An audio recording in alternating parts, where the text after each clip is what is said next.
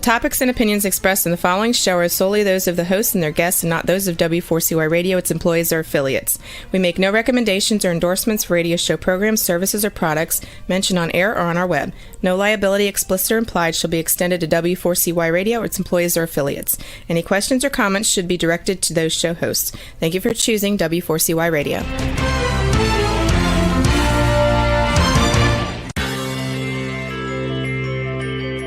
Who is January Jones?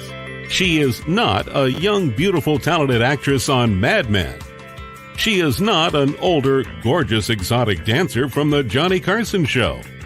She is an author, and she wrote Thou Shalt Not Whine, the 11th Commandment, that reached #1 at Amazon.com.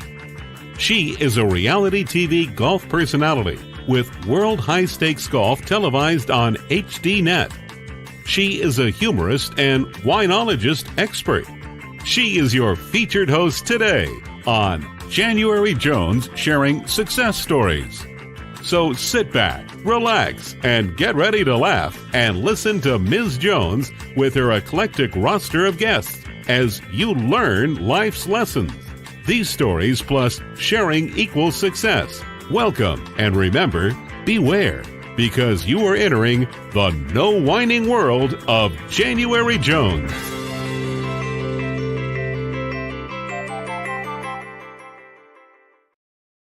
Hello, everyone. Hello to all my followers. I hope you're having a fantastic day. I'm January Jones, and I'd like to welcome you to our podcast today. I've been on hiatus, actually, and this is the second show since I've been back, and it sure is nice to be back with everyone. While I was gone, I went about and I renamed the show a little bit. It's now called January Jones Sharing Senior Success. And that happened because while I was away, I turned 80. So now I'm an official senior. However, I'm still the glitter granny, and I wear hats all the time. And today I'm wearing my glitter zebra outfit. And I'll tell you about it later, why I'm all up like a zebra.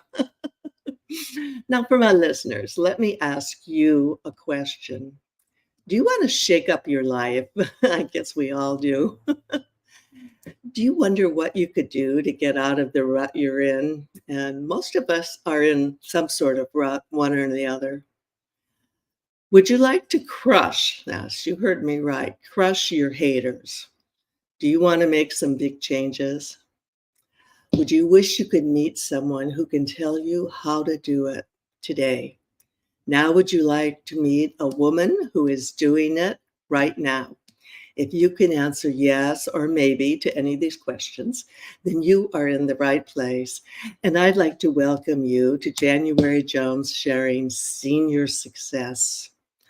Today, I want you to rest, relax, go get some wine, get some cheese, and remember that you're in the no whine zone, so no whining allowed. Let me tell you about our guest today. She is amazing. She is an inspirational woman on the speaking circuit. She is the founder of Zebra Public Relations. Thus, I'm wearing a zebra shirt. She'll be sharing with us the 5 things you need to do to be a highly effective speaker. She also wrote some books, My Baby's Daddy, not his doctor, Misty, and Lady Bangkok Boy. These are all available on Amazon. And it's my pleasure to welcome to our show all the way from Toronto, Canada, Kojenwa Moitt. Hi, Ken. Hi there. Hi, January. How are you? Wonderful. I could just feel your energy coming across the screen. For my listeners, she's been on the show before, but this is actually the first time we've got to see each other.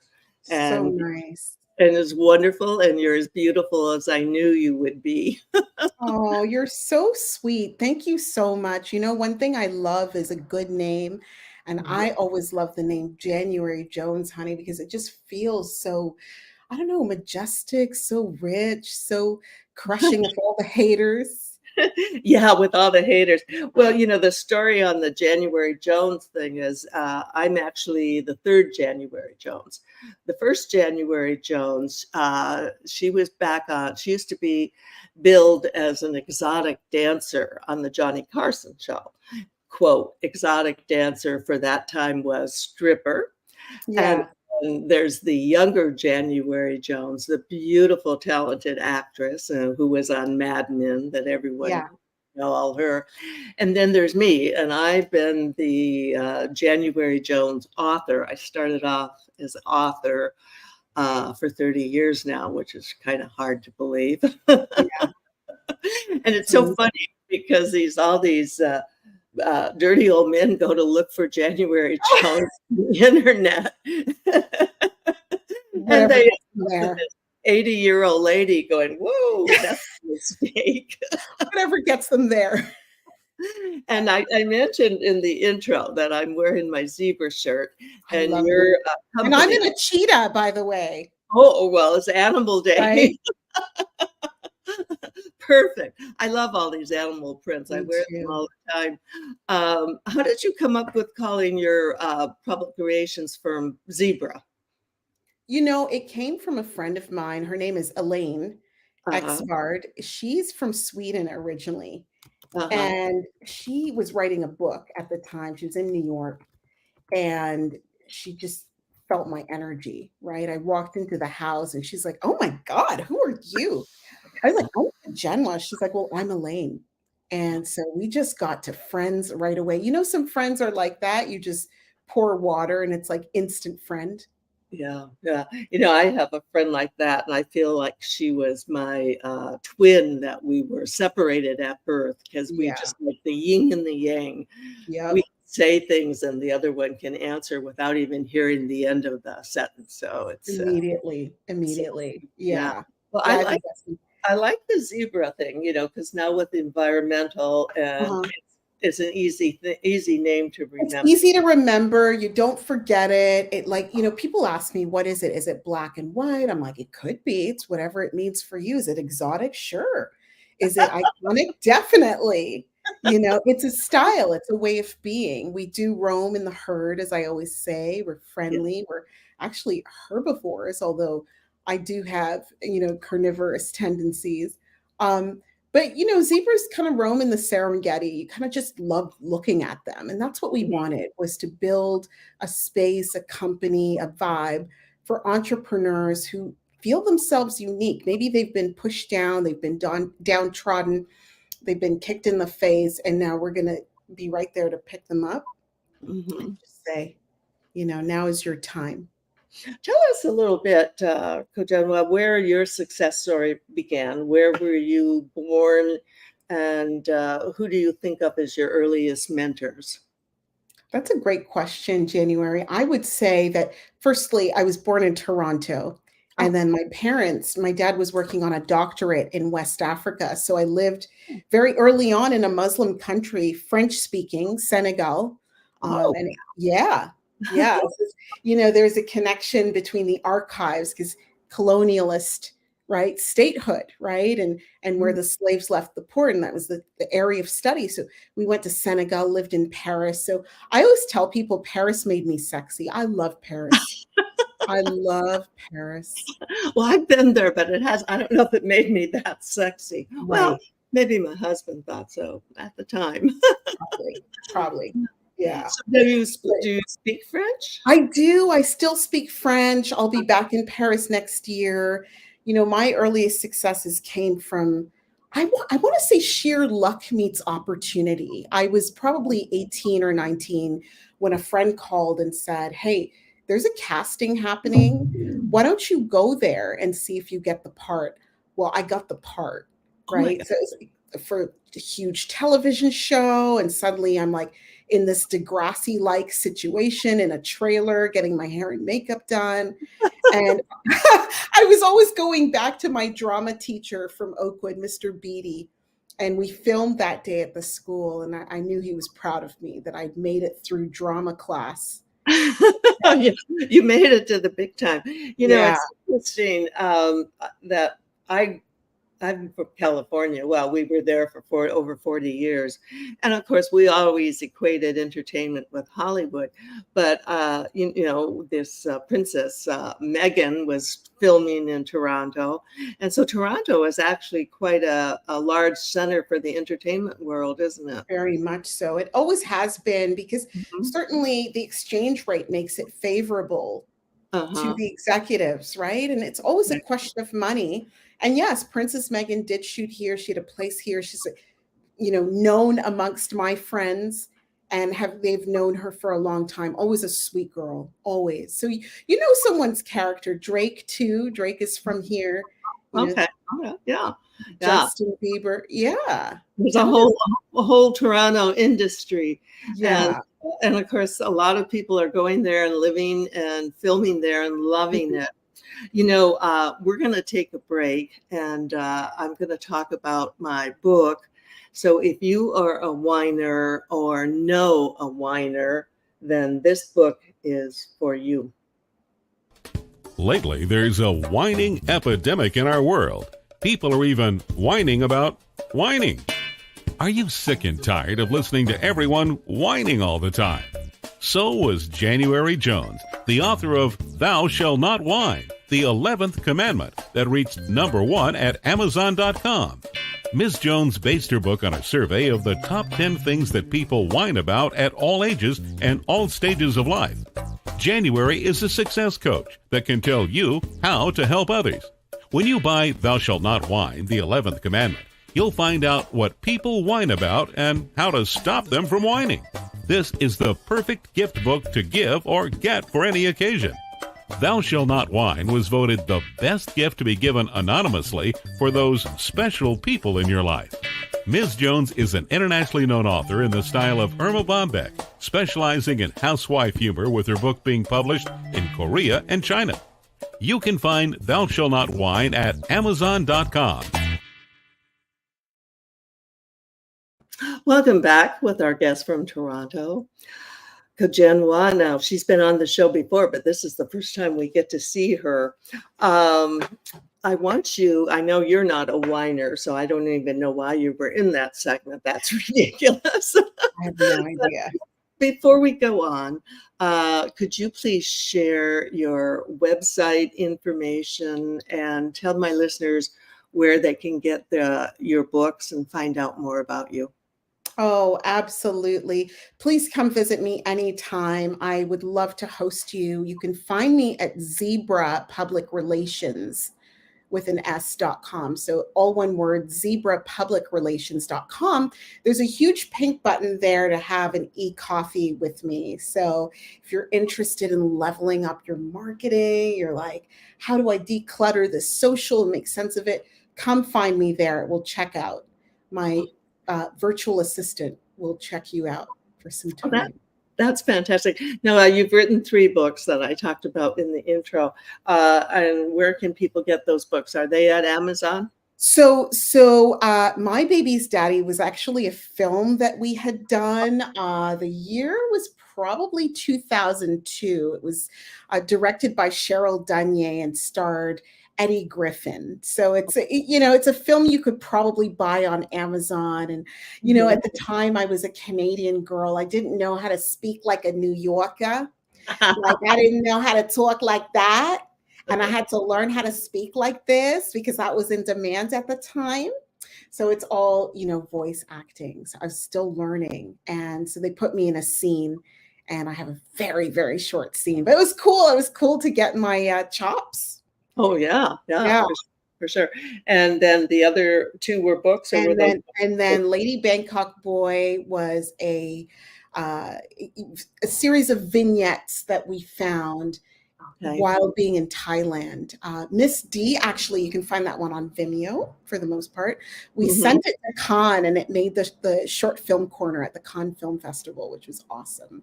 But I communicate in film. I am working on my newest book. It's a little bit of a memoir. Just sharing in my life and how I grew up and the haters that came for me and coming, honey, out of what do they say? Rising like the phoenix. Yeah. Rising like the phoenix. The best thing is to follow that story. I'm so glad you're on the show because we're just in a world where it seems like the haters are just surfacing and coming up and for air or whatever. And I'm glad we're going to talk about that topic. Um, when when you get your book done, you have to definitely let me know and come Yeah, back on the show, and we'll promote it because I'm in the process of becoming hopefully an Amazon affiliate. And so yeah, I'll be able to sell your book for you. wonderful. I love that. Okay, now let's go back to you studied history and French literature. Mhm. And how did that translate to your career in the film industry in Toronto? Yeah, I don't know whether it did. Maybe it just helped develop some empathy because my training was largely on film sets. I was the girl who was getting booked for the commercial, the TV time. One time I found myself on set with Denzel Washington on the film set of John Q. I played a nurse for 5 days. It was the largest check I'd ever seen. And I got to meet an icon, right? So I'm studying icons. Then came the Toronto International Film Festival. Then I made a play to move to New York. I had a few friends, and that's really all it took back then, is a couple friends and maybe a couch. Yeah. And you do what you have to do. And that's what Denzel said to me. He said, do what you have to do now so you can do what you want to do later. And I said, I don't have any kids. I can sacrifice myself to experience what it might be like to create something. They'd always said that if you could make it in New York, then you could make it anywhere. Yeah. And so I always felt that way. And I started out in New York too. I mean, actually, so many people who have been on the podcast have that little New York history. I started out there as a stewardess, and I'll never forget, we had an apartment. There were four of us, and we had an apartment that we paid $300 for, which they're probably now charging $3,000. easy. We only had 3 beds. So whoever the fourth one was, if they came home late, they got the couch. That's right. That's how it is. And we shared one bedroom, and we had 3 beds for 4 people, but those were some of my best memories. It's some of the best times you'll ever had. At the end of life, you don't remember, that extra $10 you made or that extra hour you put in to work. It's the times that you had, the memories that you shared, the times that were great. Share with us a little bit about Fashion Week, because I always read so much about it. And then you go open up People Magazine, who I should be doing commercials for. And you see everyone, what they're wearing and all the events. Fashion Week is quite a production, isn't it? What can you tell us? It certainly is. Yeah, actually, I definitely wanted to share with all of you. I will be in DC on the 9th of December. We are honoring Sergio Hudson. Did you know that Sergio Hudson had been given $1,000 by his mentor, Lisa Wu? She was a business lady. She had it to give to him. Yeah. He turned that around and built out his empire. He was dressing Kamala Harris, former First Lady Michelle Obama. He's selling out at Nordstrom's. How did he do this? How did he do this from coming from such poverty? And we want to hear his story. The event's going to be at the Kennedy Center at DC. Yep. I will share the link. Yes. Fashion Week is a massive production. It really is. Yeah, And we'll put the link in our little chat box, and absolutely. Juan will put it up on the screen for you. Yes. And what will you be doing at the Kennedy Center? Now you've really impressed me, girl. Yeah, friend. The thing is, here's the thing: is I'm the lead publicist, right? So that means I'm engaging members of the media, members of the press. That's what we promised to our constituents. We said, if you embark on this journey with us, we are going to serve by helping you get the recognition that you truly deserve. Entrepreneurs work so hard. We wear so many hats. It hurts. Some days are good. Some days are bad. Some days you have money. Some days you have none. And clients come, they go. People may laugh at you online, mock you, make fun of you. it's all because they wish they could do that themselves. Yeah. They wish they could do it themselves. Yeah. So And yeah, that doesn't surprise me, that comment, because you do see so much anger coming from these haters. And it makes sense that a lot of it is just jealousy, that they are frustrated that they haven't, and they're jealous, just jealous of the things that you've been able to do. Uh, that'll be incredible. How many people would be at that event? we will have 400 approximately people in attendance. We will ask, former Lady Michelle Obama and Kamala Harris or to present the award to Sergio. He will pass it on. It's about passing it forward. It doesn't, sometimes you're in a difficult circumstance, right? And that foundation is about just giving scholarships and awards. Maybe you're a single mom, you have your baby. I remember being that person, single mom with a baby in New York, trying to figure it out, trying to take a client meeting. The attorneys don't understand my predicament. I have to make it work. My best friend is babysitting and juggling the invite calendar. We're entrepreneurs. We go through so much, but you have to have heart. You have to have grit. And like Grant Cardone said to me, if you don't have haters, you're doing something wrong. That's a good one. I like that. And what's impressive about this story and his award, that he just started out with $1,000 and it made such a difference. And a lot of times people hesitate about donating or helping, thinking they don't have a lot to give. I'm not a billionaire or something like that. And so they back off from it. But I think it's a good thing to consider, is that just a little bit can make such a big difference, because here he is with this incredible career and being at the Kennedy Center. Well, I've been lucky enough to see some performances there, and it's an awesome place. And speaking of Kennedys, 60 years later, and people are still asking, who killed Kennedy? Who killed Kennedy? Let me ask you a question. Are you still wondering who killed Kennedy? Over 50 years later, the assassination is still a mystery. It is unfinished business for our country.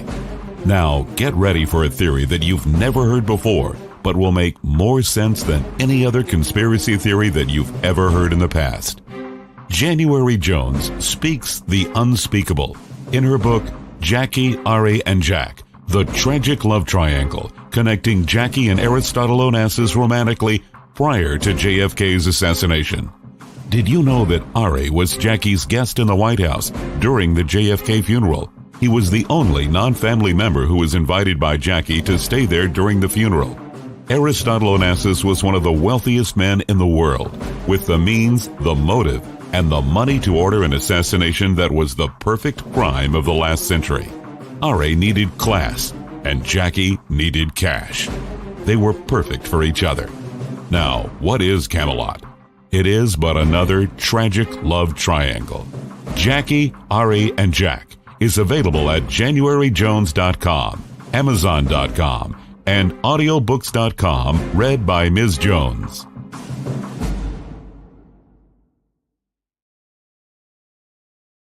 Welcome back with my friend Kojenwa, and I pronounce it Moitt. Is that the right pronunciation? Yes, that's a good one. Yeah, think of Moitt as Chandon. Some people say Moitt.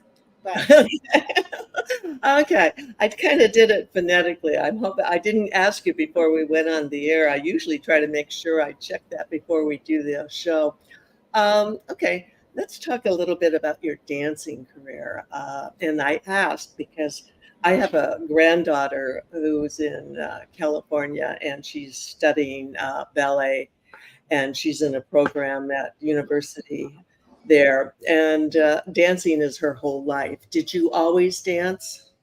I did when I was a lot younger. Admittedly, I need to get back to that hip hop class, and Beyonce gave me my complete life with her tour. Oh my God. Like, yes, right? Yes. Amazing. So, Amazing. Such yeah. light. Such Yeah. light. But yeah, no, my parents put me in everything, in ballet and African. And so I tried every medium, which I really appreciated. And I still love to dance. You'll normally see me with a wireless speaker around. I've always got music around. Music gives me energy, and Mhm. I feel great when I hear music. It doesn't matter what it is. It could be jazz, classical, it Yeah. could be ambient, it could be lounge. I love it could be reggae. Oh my, like I love music. It's a universal language, and you just start to move and you Oh, feel. yeah. It's interesting because we kind of signed up for a cruise this past year and we ended up on a salsa cruise. And of Ooh, course, we're in our 80s, so there's no way we're going to do salsa.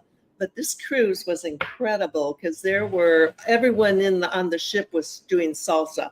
And they were doing it morning, night, and noon. They were in elevators dancing. They were dancing in the halls. And it was for us, it was a therapeutic cruise just because of all the energy we got to share. And yeah. uh, dancing and let me also ask you about your name. Is that an African name or is that It is. Yeah. No, my parents came from the Caribbean. They were Garvious. So they wanted an African name that had significance rather than a colonizer name. So Kojenwa ends up being, happy welcome arrival. I've become my name, right? Or the person who brings good news, let's say. So happy welcome arrival. And they were oh, really excited for my arrival. Like it. And I had the naming ceremony. anyone else with the same name? Because Yeah, it's so one unique other girl that I know, they were inspired by her. in And your whole life. yeah, in my whole life. But I normally tell people, okay, this is gonna be like probably the only Kajano you'll meet. Okay. Now Yeah. let's talk about how important in your career, your public relations, your connections from New York, Paris, Toronto. That's like now you can connect so easily with everyone, can't you? Through the web and Zoom. And is that a lot what you do in your business? Absolutely. I'm constantly connecting with people, and I tell folks it's like Warren Buffett. Think of him. He's a beautiful senior, but he's managing 250,000 contacts. Yeah. But the contacts that he's speaking to this week, maybe the 100 folks that he needs to reach this week, may not be the same 1,000 2 weeks from now, or the Yeah. same 10 2 weeks from now. So you're constantly curating your leads and your lists, right? Based on what it is that you are working to accomplish, right? Sure. Family vacay, with friends and family is a different set of communications than I'm hosting a party or an event or philanthropic mission, Yeah. right? So, Yeah, yeah. it's a whole different world because I know I once in a while I'll hop in on my grandchildren, the seven of them. They'll have a thread going, and also my four children, they'll have a thread going, and I love just popping in to make a little sarcastic, funny comment and then disappear. And it's been nice because it seems like it just keeps families closer. And I could call people and leave messages all day long, nothing. I Yeah. text these grandkids and I hear back from them in 2 minutes. It's It's amazing. no, yeah, it's amazing. It's no wonder really that you have, Meta's worth billions of dollars probably or something by now. Like we don't even know what the figure is. But so WhatsApp's part of that, right? Part of Yeah, that. So they're all in the same family. WhatsApp, Instagram, and Facebook, and now Threads are yeah, all in the same family. So it's a communications tool, and it's always communications. It's all mhm, about communications, keeping the yeah, line open. Yeah. yeah. Let's talk a little bit about your getting your MBA, and I am so impressed with you. Our one daughter got her MBA. She got a master's in psychology therapy, but it's a lot of work, isn't it? It is. Yeah, it absolutely is because what we're asking, what the profession demands is rigorous training, right? And it's like with anything else in life, anything you're going to decide to get good at, like you with your golf, how many hours have you put into that? Right? You know what I mean? It could be anything at all, right? So if it's a master's, then you have to be equipped with the knowledge, right? Can you imagine? My mom trained nurses, and so they have to be equipped with the knowledge. You can make fatal mistakes. You will be responsible. Sometimes there are lives on the line, bodies on the lines. Bureaucrats have degrees, Yeah. How long did you do it part-time, and how long did it take you to get it? I did it in 1 year. 1 year. 1 year, because I'm ADHD. Many people were offering 2. I found HALT in Cambridge because they were offering a satellite campus in Shanghai. And I'd never been to China. And I said, that's incentive enough for me. Oh, wow. Yeah. So did you get to go to Shanghai? I did get to go to Shanghai, and I lived in Shanghai for 2 months. It was the best time of my life. Yeah, and the year was 2007, so it's been a while. Yeah. So did you have to learn a little Chinese, or how did that go? It was wonderful. You have to learn to respect people's cultures, how they do things, how they see life. It's not their fault that they see things that way. It's part of culture, right? So once you understand people's culture, you have respect for that, deference for that, then you can go in and make friends quite easily and find your allies. What a marvelous, I'm so lucky, and our kids are so lucky because my husband's retired airline captain. And so they had passes their entire lives that they were with us, where they could fly and travel. And one of my daughters asked me how many countries I had been to in the world. And so I kind of sat down and did the math, and I came up with 54. And she told me that she thought I was cheating. And she thought I was counting some places twice, and then I was counting some places where we just had a layover. So yeah, that's funny. Oh, man. I'd like you to share with us your creative strategy that led to remarkable results for one of your clients. Could you tell us about that? That's a great one. I was working with a snack food brand. I was so excited because many of my folks are entrepreneurs. They've written books, right? But they don't necessarily have products that go on store shelves. So we engaged with Pitos. I love the story, first of all. Indian American entrepreneur. He said, in India, we eat peas for snacks. We do not eat corn. And my mission is to get folks to eat pea-based snacks, instead of corn. And so he went head to head with Frito-Lay. We did the creative documents together and had, Mr. Cheeto fighting with the pea guy.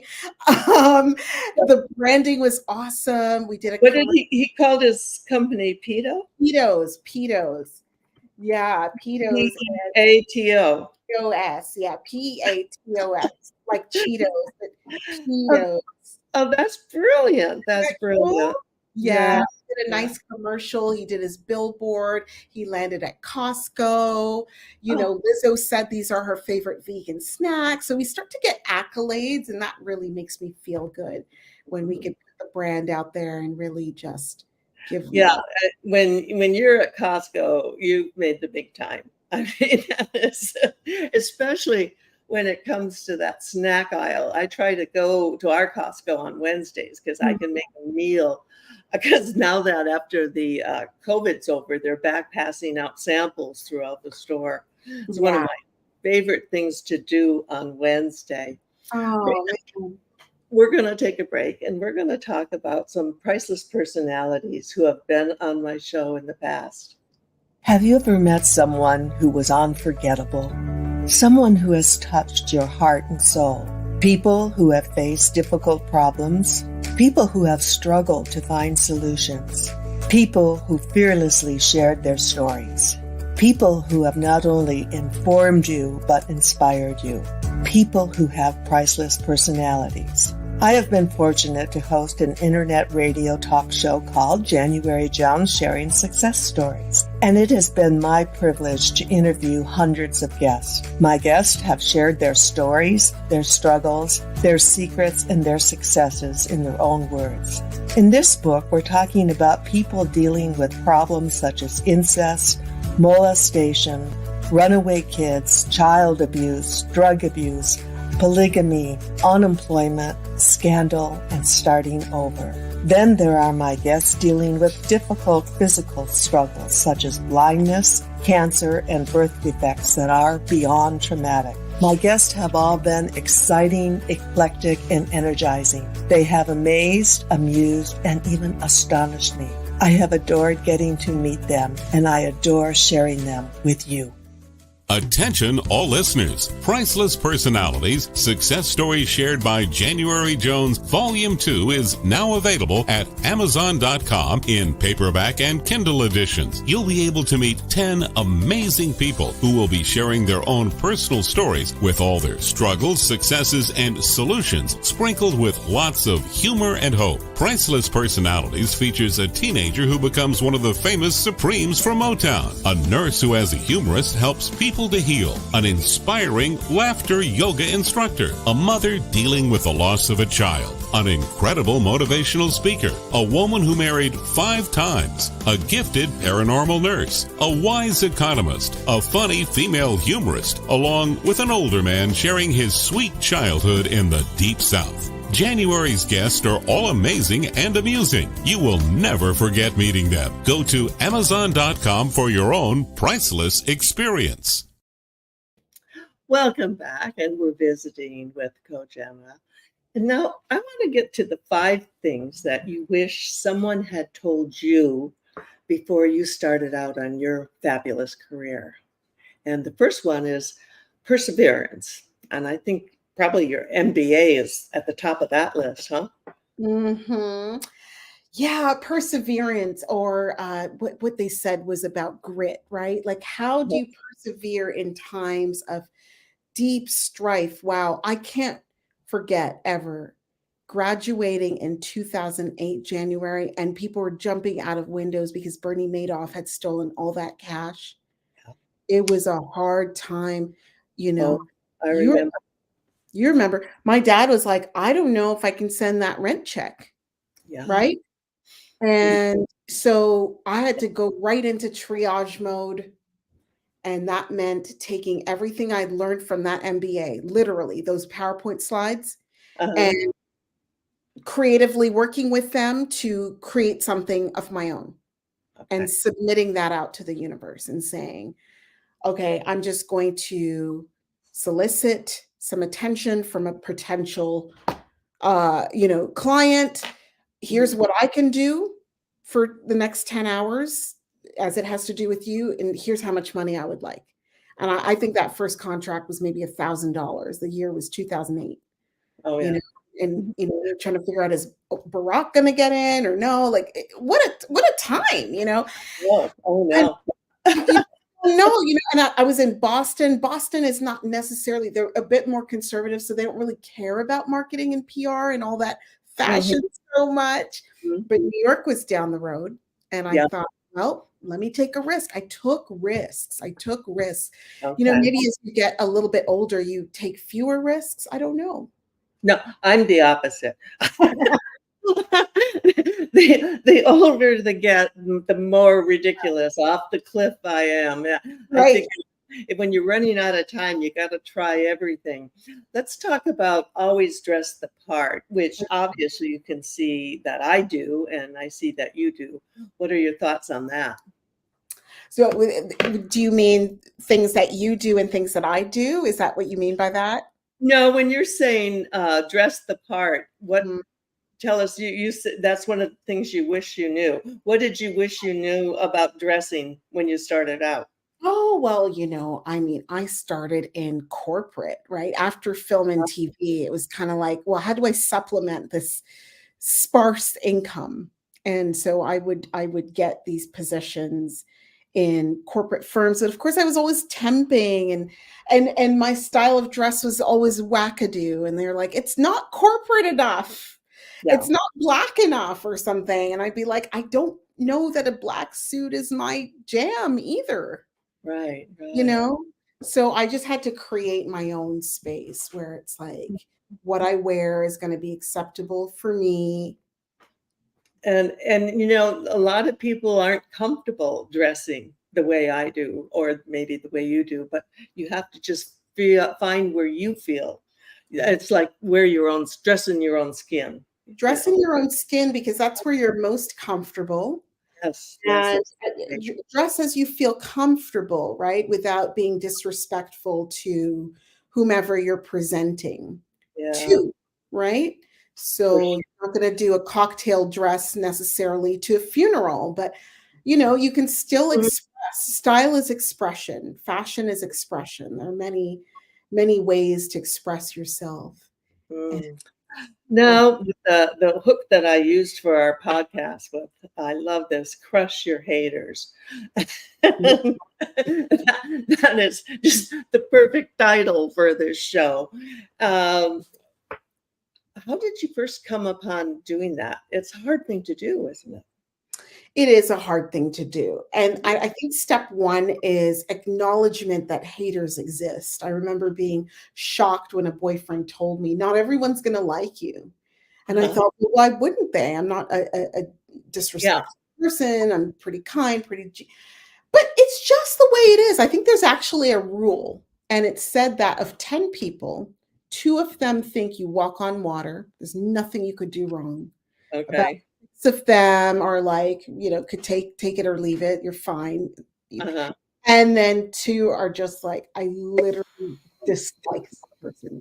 There's nothing about them that is redeeming to me. I don't find them particularly interesting. It's just the way the numbers break out.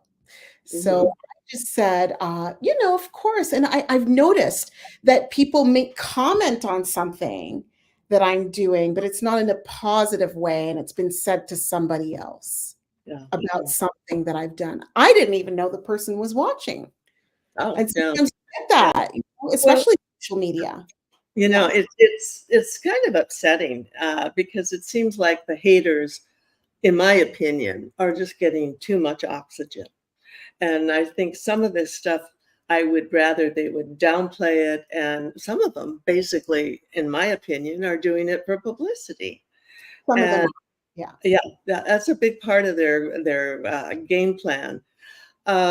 We have to close, and let's just touch on love and grace, which you exemplify completely. Thank you. How did you come up with that as one of the things? Oh, I just lead with love and with grace, right? So empathy is a huge part of this. Some of the biggest leaders are empaths. I am an empath. I can understand where you're coming from, what your backstory is. We could come from completely different backgrounds. It's all good, right? But you haters that are trying to rise in fame, it's called notoriety. You're not known for anything good, really. And I don't know if that's a legacy you'll want to leave. So you have to check with yourself. Sure. Legacy. But love and grace is the way forward for sure. Wonderful. Before we go, I always ask this question.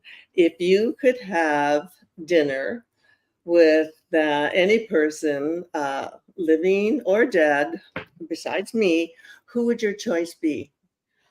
Wow. I would say definitely Barack Obama, who follows me on Twitter. That's what he does. Wow. Kris Jenner, Oprah for sure. Oh, for sure. Yeah. Well, I can't give you a banquet, but let's kind of narrow it. If we could invite everyone we want to our banquet, that would be a long list. The other one I feel so I admire so much is Michelle Obama. Yes. And what she did with her family and their time in the White House that's love and grace. Very much so. Her whole life, her whole family, she's been one of the most powerful examples that women, and I'm talking about all ages, all races, all color, you name it, all religions, she's been a great example. Great And example. Nothing but class. so Oh, let's see, maybe we could get Oprah and Michelle. let's work on that. I have a plan for you. I have a plan for that. Call Yeah. me, as they Okay, say. and then in your spare time, tell the president, Obama, that he needs to come visit me. I'll let him know. I will definitely let him know. Thank Right? you so much for coming today, and it's been wonderful to meet you, and it's been a delight to see you. My upcoming guests will all be just like Kojenwa, and I hope that you'll watch our show. It's on live every Tuesday, and then it's obviously at YouTube and all over the world after that. My 80-year-old thought for the day: have you ever heard of anyone who lives to be 100 years old who are remarkable for anything else beside their age? Not too many, but I'm working on that. Thank you for entering the No Wine Zone, and please share our stories and Kojenwa with all your friends and everyone you know. And remember, you need to stop whining, start smiling, and if that doesn't work, you could just start eating chocolate. Lots and lots of dark chocolate, my favorite. Everyone, thank you again for coming on the show, and take care and stay safe, everyone, until we meet again next Tuesday.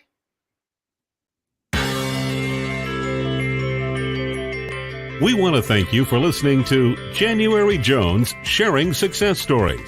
Always remember Ms. Jones' personal mantra: if you can think it, you can do it. That's what all of our guests have done with their lives, and so can you. You are the ultimate success coach in your own life. All you need to do will be to start sharing your own story with your family and friends. We hope that our guest stories will encourage you to explore an equation in your future that will combine your creativity plus connecting with others will enable you to be successful too. Always remember, your passion plus your purpose will equal prosperity as you explore the wonderful world of January Jones.